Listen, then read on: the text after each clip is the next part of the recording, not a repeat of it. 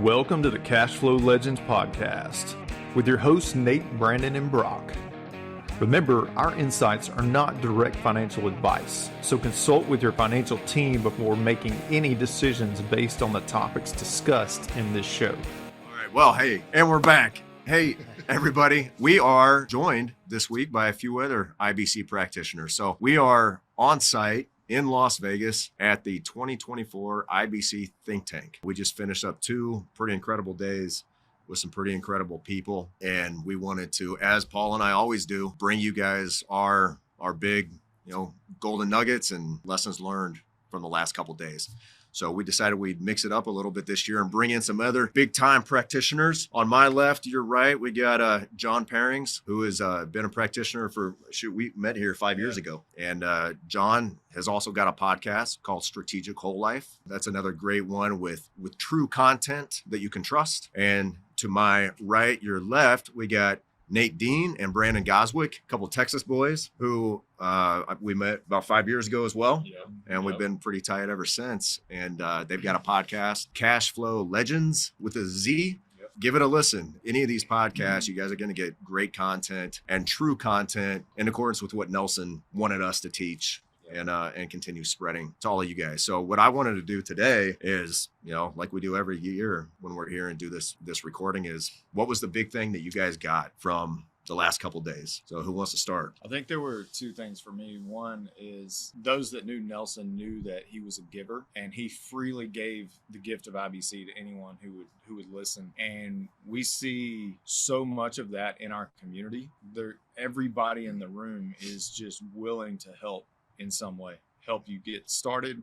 If you're brand new, if you're a veteran but you're struggling, like, let me share some things that are working for me that could help your business and stuff like that. So from a practitioner standpoint, there's a lot of givers in the room in our community. From a practical standpoint, as far as just life insurance in general, one of the key moments for me was the idea, and I never thought about it this way, but the idea of our death benefit is a perpetuation of our income to the next generation. And I've been doing this a while and I've never thought about it that way. But it was just a really cool reminder of the things that we are doing for ourselves and for our clients and stuff like that. So, I always get re-baselined when we come here, reinvigorated. There's always somebody, as Nate was just saying, that has a unique way of looking at IBC. Nate has a great video out there about, purchasing a car, right? And how IBC kind of resonated with you back then. And we were just talking about this last night, where he had forgotten about that content that was some of your original stuff that resonated with hundreds of people, if not thousands of people probably by now. So it's nice to always kind of get reinvigorated, get re-baselined, and get motivated. And like you said, it's a giving community of just humble people, and there's some just absolute rock stars. And I've always said this: the best life insurance agents in North America are here this week, Hands down.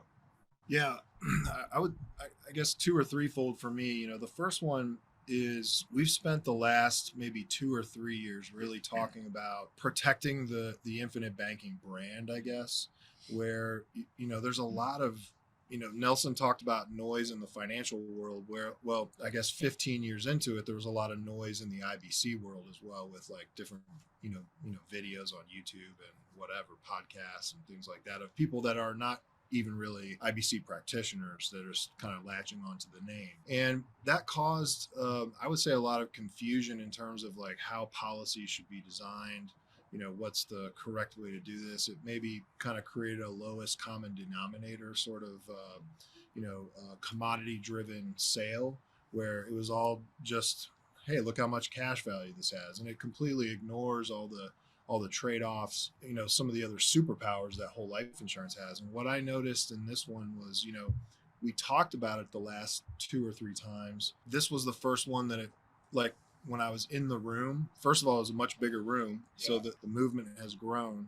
But when I was in the room, it really, and people were talking about, like guys like Ryan Griggs and James Nethery and David Stearns even, it felt like everyone was synced up on the message. Like a couple of years ago, it was kind of like, people were like, oh, is he talking about me kind of thing? But this time, everyone was really in agreement on that. And then from a tactical point of view, just from like a, working with clients kind of perspective.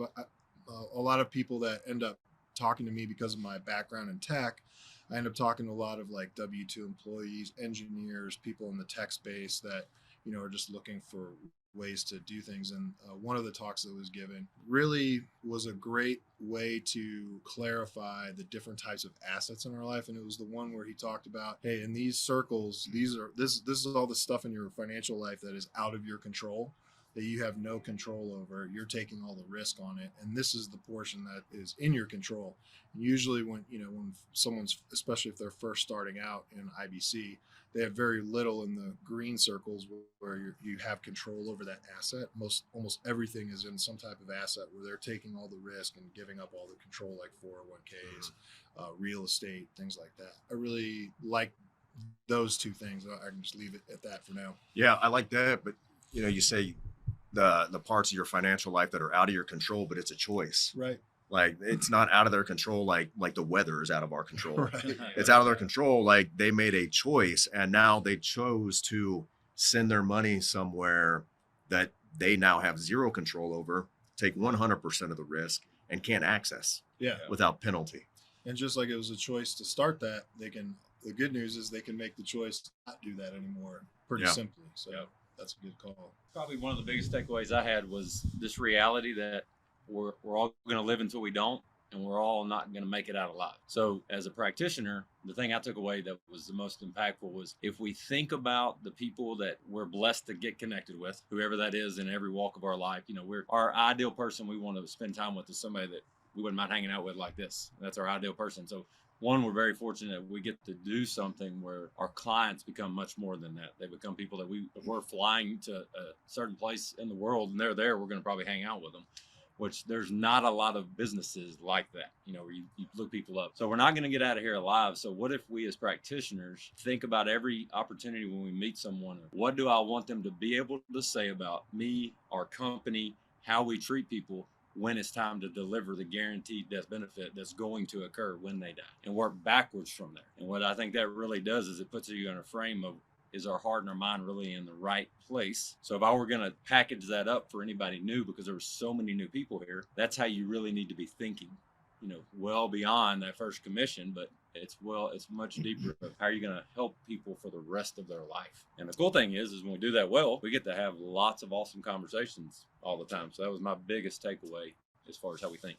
When someone does leave this earth, there's typically a lot of burdens that come along that are left behind to other people. And there's going to be tax implications with other assets. There's going to be all kinds of different things that people are going to have to navigate and go through. When you're dealing with grief and there's a financial burden that comes with the grief, it compounds the grieving process, makes it much more difficult to go through those things. And so when you think about it from that perspective, like we are the financial all-star for our clients. Like we are the most important person in their life, because on the day that they are struggling the most, the day they pass away, we're going to show up to their family with a massive blessing, with peace of mind. Like all those things are going to come walking in the door. The most important thing for us is like, how have we properly prepared for that day for that client? I mean, we could get into this right now, but the idea of capturing as much of your insurability becomes extremely important when you think long term.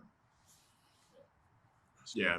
And while we're on that topic, just it did hit home, because I don't think any of us have ever delivered a death benefit check to a client yet. Thank God. But if you're in the business long enough, it's going to happen. And we had a couple producers up there telling their stories. When that happened, they were able to hand deliver that check and allow those families to mourn, give them the time and the ability to step away from work, step away from their normal day-to-day responsibilities and go through that mourning process. One of the things that tied to that is that, and we know this, but I don't always simplify it like this, but whole life, when we understand the power of it, we want as much as possible. And it is connected to two things unlike anything else in the market that we're taught about. It is a when event. It's going to occur when I die. There's no ifs. And it also is going to be directly related to my behavior and how impactful that when moment is. There's no other financial product that I know of that you control those two variables at that level. And so that really jumped out at me as like one of the things that we all bring to the the tables have a unique way to connect with people differently because of our backgrounds. But as I was telling a new agent, figure out where your voice is so you can connect with the people that really that will resonate with, because that matters, you know. And if you ever speak to anybody who's been in an experience where they don't have any death benefit and all of the pain and grief that comes with that, Nate's right, it does get compounded, and nobody ever wishes that on their worst enemy. Yeah.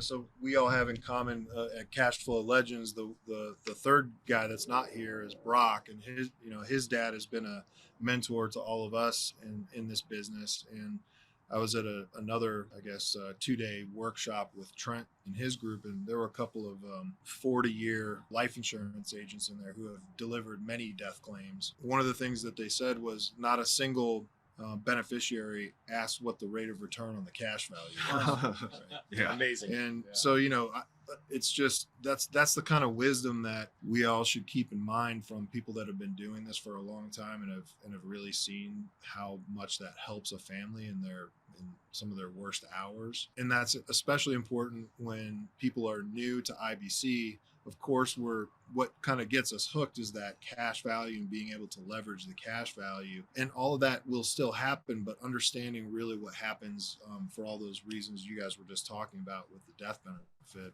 Another thing that just kind of clicked in my mind was, I can't remember which one of you was talking about, just the giving nature of everybody. I think it was you, Nate, the giving nature of everybody.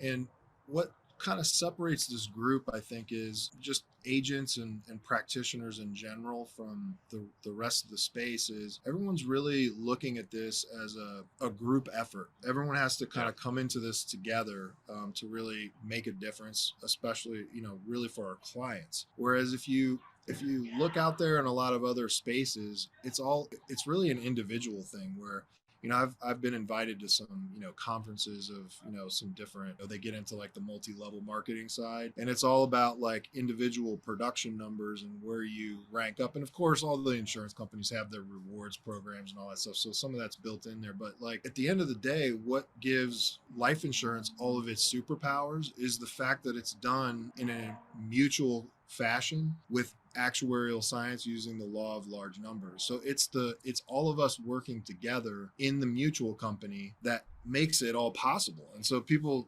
start to, and I think that was kind of talked about over the last couple of days where, people get really caught up in like, what's the interest rate of this? What's the interest rate of that? And it's like, that's not the story. Like what we're doing here is creating a guaranteed outcome that, to your point, we don't know when that will happen. If you don't speak Texas, I say when, he says when.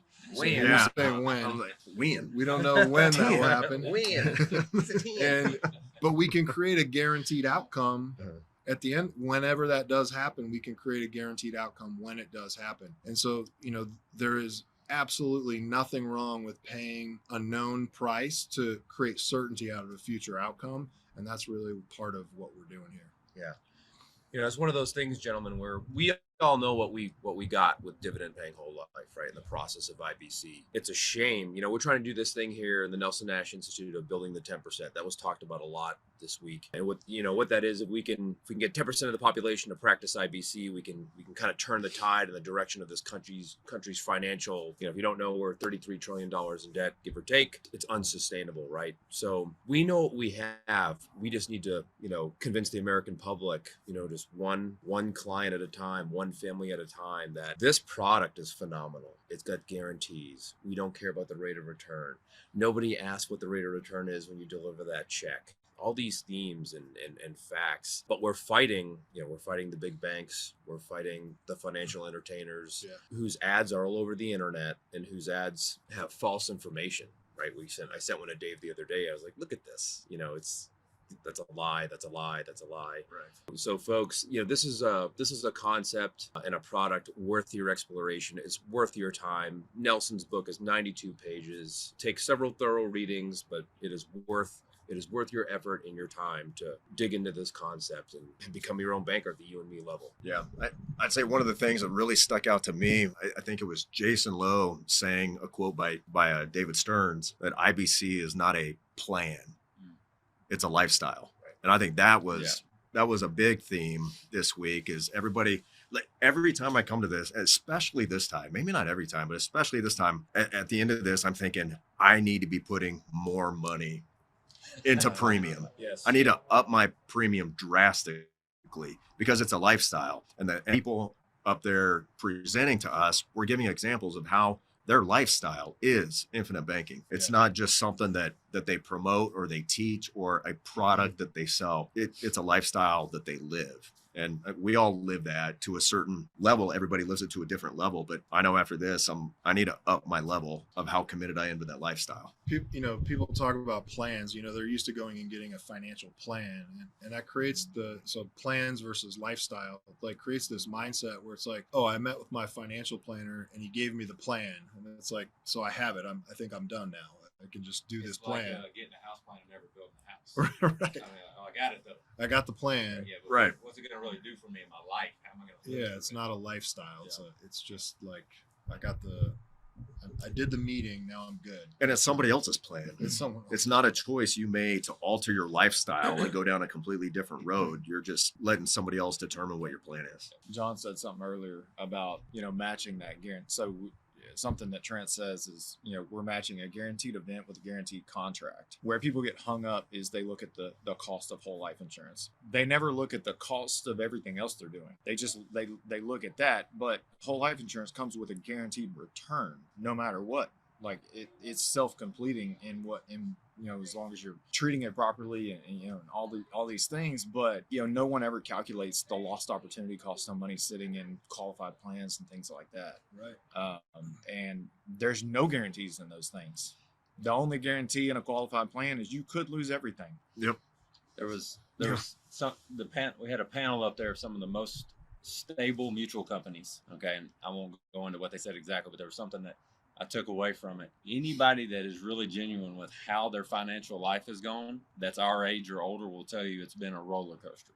That's just the truth. But I'll admit the same here.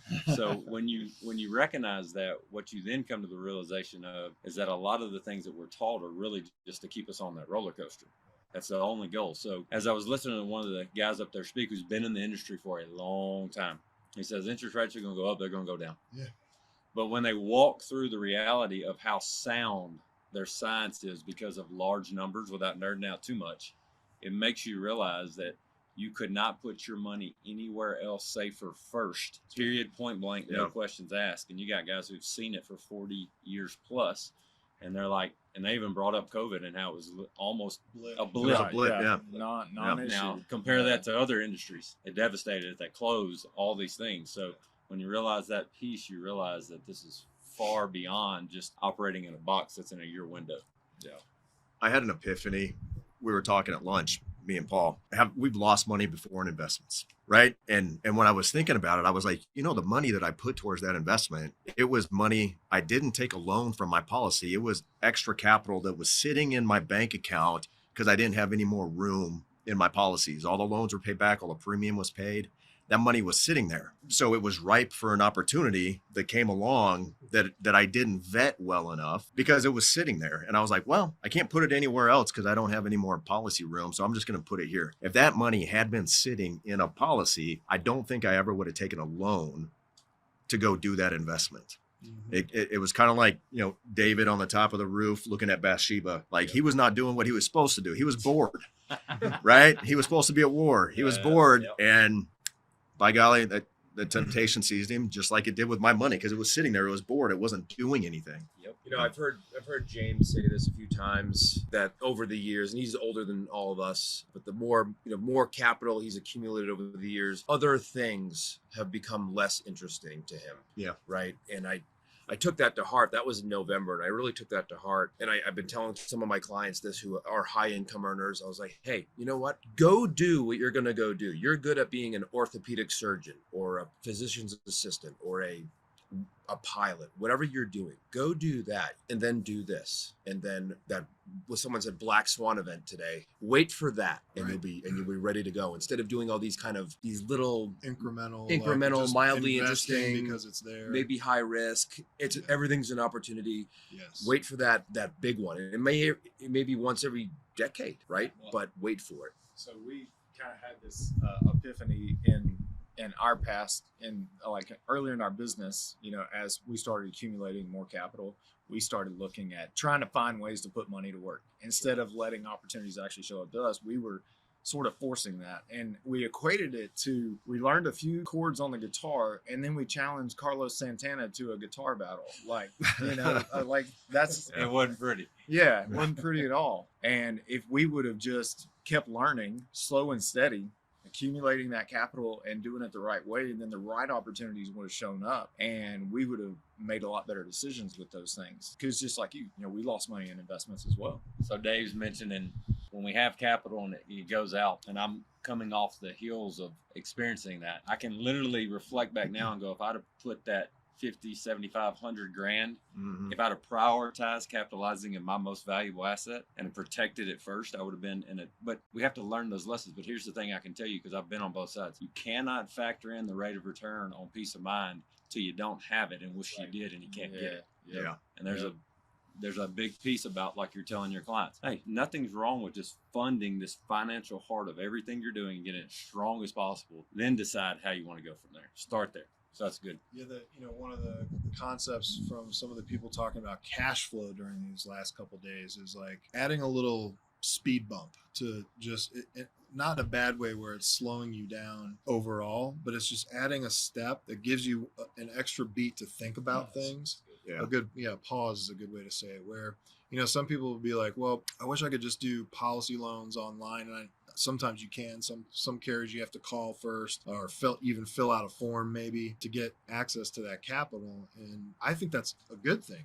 because if you take it to the other extreme, what if they had policy loan credit cards, which by the way, I've thought about before. Right. We should have that. And Yeah. it's actually, that's not a good thing. It's Yeah. like we want to Right. have a little bit of a separation, you know, so that the spending is not conscious. We want to make the savings part unconscious, and we want to make the spending part and investing part very conscious. It's like when you're going to delete an app. You hold it down, you hit delete, and then it says, are you sure you want to delete this? Yeah, right. And you have to hit delete again. Right. And sometimes maybe a third time. But yeah, that's kind of what it is. It slows you down. It makes you think a little harder, because it's going to take you a couple days to get that money from your policy. It's forcing us to go step by step. You know, like we have other people in our lives on the other side of things that talk about it's the order of operations. And so many people I talk to, that's why the high cash value things have come about, because people don't have any patience and they feel like they're missing out. They get FOMO. They start putting the cart before the horse, and they just try to invest in anything that they can, to your point of just like trying to force it. And Montoya on our podcast the other day had a great one-liner. He's like, you know, when you're building a house, you can't start with the roof. Yeah. And so it's like, you've got to build the foundation. It's step by step. You dig the hole, you build the foundation, then you put up the framework. You know, you can't skip the steps, because if you do, and any one thing goes wrong, to your point, Brandon, the whole thing comes down. Well, from a physiological standpoint, as Brandon was talking about, making your whole life strategy the heart of everything.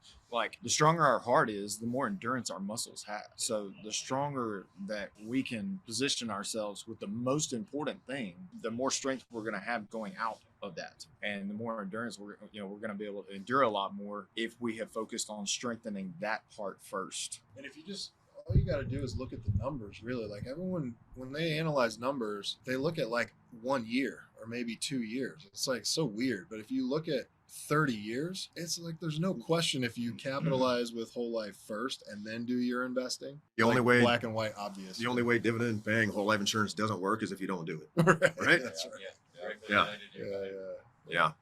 Well, anybody got any closing thoughts? Paul, you got anything besides how awesome it was to spend so much time sitting next to me and sharing a room with me? Yeah, that's fairly obvious. No, other than that, I've been to 3 of these now, and some may disagree.